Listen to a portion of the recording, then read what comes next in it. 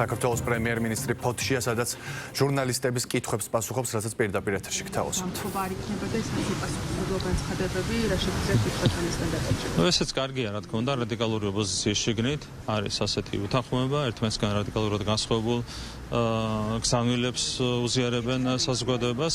კარგია, ეს ყველაფერი კარგია იმისათვის, რომ ჩვენ მოახერხოთ საბოლოოდ საზოგადოების დამშვიდება, ქვეყნის დამშვიდება, ეს არის ჩვენი მთავარი ამოცანა და ეს არის ის სწორი პროცესი, რომელიც ჩვენ საბოლოო ჯამში მიგვიყვანს ქვეყნის დამშვიდებამდე, ეს არის ჩვენი უმთავრესი ამოცანა და რა თქმა უნდა, ამას მაქსიმალურად შევუწყობთ ხალხს. ლელოს ლიდერები გაემგზავრნენ ვირიუსელში, აი 2 კვირით ადრე არჩევნებამდე მათი გამგზავრება რაზე მეტყველეს მე რომ ამბობთ, რომ ისინი უცხოურ ინტერესებს ატარებენ, უგვირთ.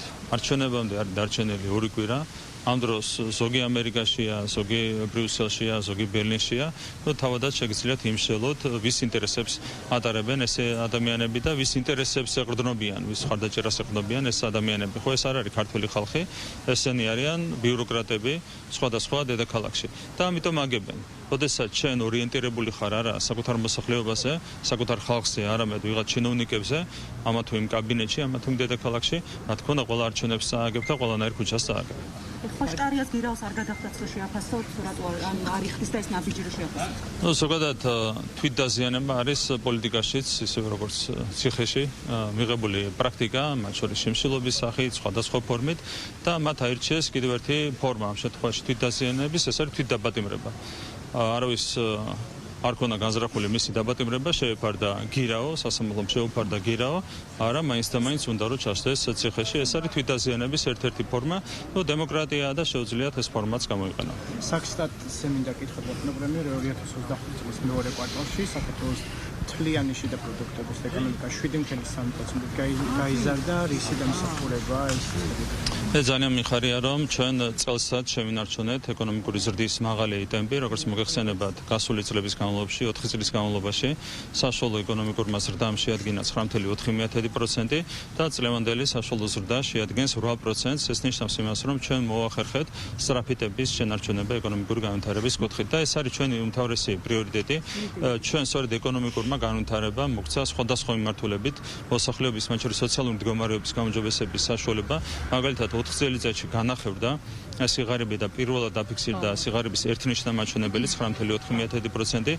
რა თქმა უნდა, სწრაფი ეკონომიკური ზრდა ნიშნავს ახალი სამუშაო ადგილების შექმნას, საშუალო ნაზღაურების ზრდას, ეს ნიშნავს სიღარიბის კიდევ უფრო მეტად შემცირებას და განსაკუთრებულად მოხარული ვართ, რომ ფიქსირდება ეკონომიკური ზრდის მაღალი ტემპი, რაც მოგცემს იმის საშუალებას, რომ ჩვენ მალე დავახლოვდეთ საშუალო ევროპულ სტანდარტებს ეკონომიკური განვითარების თვალსაზრისით. მილიონიანი გარიგდება ლობისტებთან ფარამ ნაცნობრაობისა და ამერიკული ურდიული კომპანიის კონტრაქტი გაასაჯაროა, რა შეგვიძლიათ ამასთან დაკავშირებით?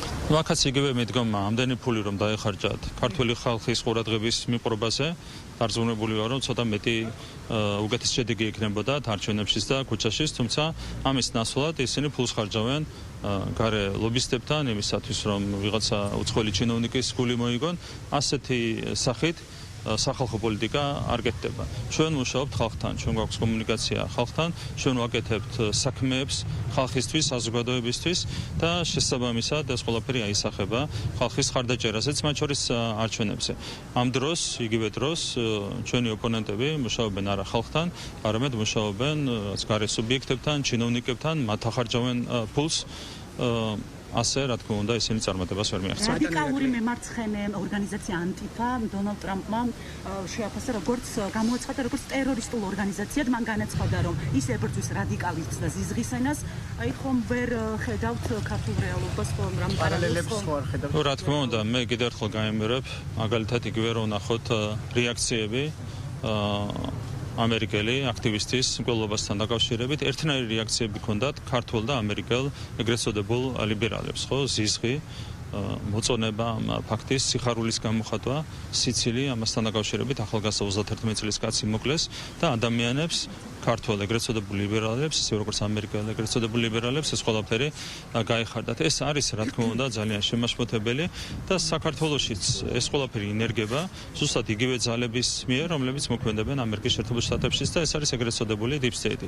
ისინი ხელოვნურად ცდილობენ დანერგონ, ჩანერგონ სიძულვილი ქართულ საზოგადოებაში, თუმცა მათი წარმატება არის ძალიან შეზღუდული, მაგრამ რა წარმატებასაც მიაღწიეს ეს მცირე სიძულვილის კერებიც, რაც გააჩინეს, ესეც არის შემაშფოთებელი. აქედან გამომდინარე, ჩვენ ყველაფერი უნდა გავაკეთოთ იმისათვის, რომ ეს სიძულვილის კერები მაქსიმალურად ჩავაქროთ ჩვენს საზოგადოებაში.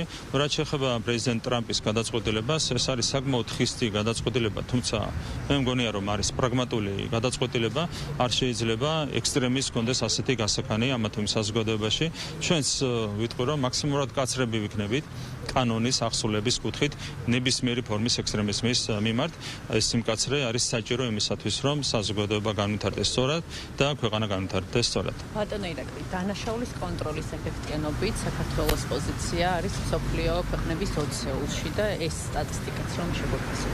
ესეც რეალურ მდგომარეობას ასახავს, თუმცა მე მინდა შეგახსენოთ, რომ ეს კვლევა არის ჩატარებული იქამდე, ვიდრე ჩვენ კიდევ უფრო მეტად გავუმკაცრებდით კანონის აღსრულებას. მე ვფიქრობ, რომ მომავალი წლის რეიტინგი იქნება კიდევ უკეთესი, კიდევ უფრო უკეთესი ჩვენი ქვეყნისთვის. ყველა მიმართულებით, როგორც მოგეხსენებათ, იქნება ეს კორუფციული დანაშაული, ნარკოტიკული დანაშაული, ორგანიზებული დანაშაული თუ მათ შორის პოლიტიკურად მოტივირებული დანაშაული, ჩვენ ბოლო თვეების განმავლობაში უზრუნველყოფთ კანონის კიდევ უფრო მეტად მკაცრად აღსრულებას. შესაბამისად, მე ვფიქრობ, რომ ამ კუთხითაც ჩვენი რეიტინგები მომავალი წლისთვის კიდევ უფრო მეტად გამოჯობესდება. ბატონო ირაკლი, თუ მნიშვნელოვანი იყო გეოლოგიის შეხვედრა, რატომ არ გამოაქვეყნა შინაგან საქმეთა სამინისტრომ, როდესაც სხვა შეხვედრებს წამში აქვეყნებენ და იქ რუსებიც ვერ გეტყვით, მე არ ვიცი გამოქვეყნდა თუ არა, კიდევ ერთხელ გავიმეორებ, რუსები არ ფრჩუაში არ არის, ეს იყო ვიზიტი ჩინეთში, მას ჰქონდა ოფიციალური სახე, ეს იყო ოფიციალური ვიზიტი. აქედან გამომდინარე, რა თქმა უნდა, დასამალი არაფერი არ არის, პირიქით კიდევ ერთხელ ვაცხადებთ, რომ ჩვენ მივესალმებით მხოლოდ და მხოლოდ ჩინეთთან როგორც პოლიტიკური, ისე ეკონომიკური ურთიერთობების მაქსიმალურად გაღრმავებას. კი ბატონო, დიპლომატიური პასპორტების მქონეებს შეხეთმა შეგიჩერათ ვიზო მიმოსვლა. როდესაც იძახით, რომ ალაგებთ ურთიერთობას ამ ქვეყნებთან, თუმცა ვხედავთ, რომ უფრო იზრდება მათი ზეწოლა თქვენზე. რას უპასუხებთ ახლა ჩეხეთის მთავრობას? რეალურად ეს არის, როგორც მოგეხსენებათ, ევროკავშირის ინსტიტუტის ევროკომისიის მიერ მიღებული გადაწყვეტილების გაგრძელება. ეს არ არის ახალი გადაწყვეტილება, კომისია მიიღო თავის როლს გადაწყვეტილება და ცალკეული ქვეყნები ამ გადაწყვეტილებას აღასრულებენ. ანუ ეს არ არის სიახლე.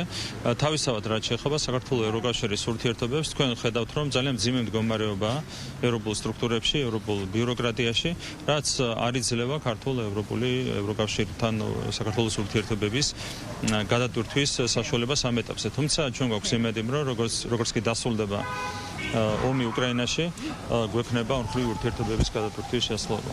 მარტაკოსის ვიზიტზე მინდა ასევე კითხოთ, ბატონო ირაკლი, ევროკომისარი ტურნეს სამხრეთ კავკასიაში ისე დაასრულებს, რომ თბილისში არ ჩამოვა. ისურვებდით თუ არა მასთან შეხვედრას და ფიქრობთ თუ არა, რომ თქვენი პოლიტიკის შედეგია, რომ ქვეყანა მნიშვნელობას კარგავს რეგიონში? ჩვენ ყველასთან ვართ მზად შეხვედრისთვის, რაც შეეხება ევროპულ ბიუროკრატიას, მათ უნდა გადახედონ საკუთარ პოლიტიკას და ერთ რამეს ვიტყვი ასევე, რომ ევროპული ბიუროკრატიის პოლიტიკა ევროპა მიიყვანა საკმაოდ მძიმე მდგომარეობამდე და მძიმე ტენდენციებამდე. რა თქმა უნდა, ევროპა ჯერ კიდევ ინარჩუნებს, მათ შორის კეთილდღეობის იმ დონეს, რომელიც 70 წლიანი უწყვეტი მშვიდობის საფუძველზე შეიქმნა ევროპის მასშტაბით, მაგრამ ტენდენციები არის უკიდურესად შემაშფოთებელი.